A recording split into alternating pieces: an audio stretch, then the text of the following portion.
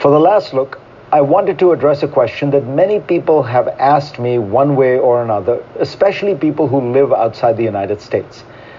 The question is simple. Why is it that blacks seem to have such difficulty moving ahead in America? Don't other ethnic groups also face discrimination? Don't they also have to deal with poverty and exclusion? This came to mind recently when I watched a short clip of Martin Luther King being asked that very question during a television interview in 1967. In 2 minutes, he brilliantly and eloquently answered the question.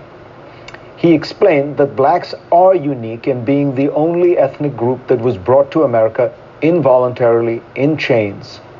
They labored as slaves until finally in 1865 they were freed. But even then, while a massive number of Europeans were coming into the country and receiving land in the Midwest and West, African-American slaves, despite having worked for 250 years in America without ever being paid, received little to help them get on their feet.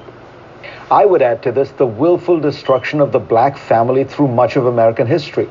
Because slaves were not treated as human beings but property, the law did not recognize their marriages nor even their rights over their children.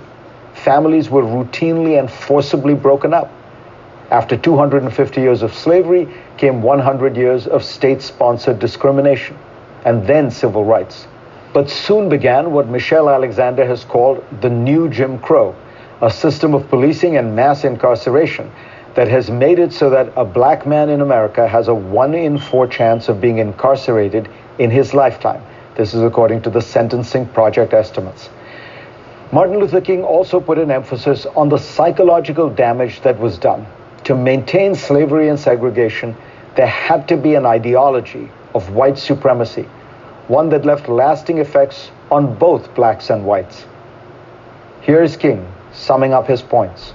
Emancipation for the Negro was really freedom to hunger. It was freedom to the winds and rains of heaven. It was freedom without food to eat or land to cultivate, and therefore it was freedom and famine at the same time. And when white Americans tell the Negro to lift himself by his own bootstraps, they don't look over the legacy of slavery and segregation. I believe we ought to do all we can and seek to lift ourselves by our own bootstraps. But it's a cruel jest to say to a bootless man that he ought to lift himself by his own bootstraps. And many Negroes, by the thousands and millions, have been left bootless as a result of all of these years of oppression and as a result of a society that deliberately made his color a stigma and something worthless and degrading. And that is why the situation for blacks in America is different.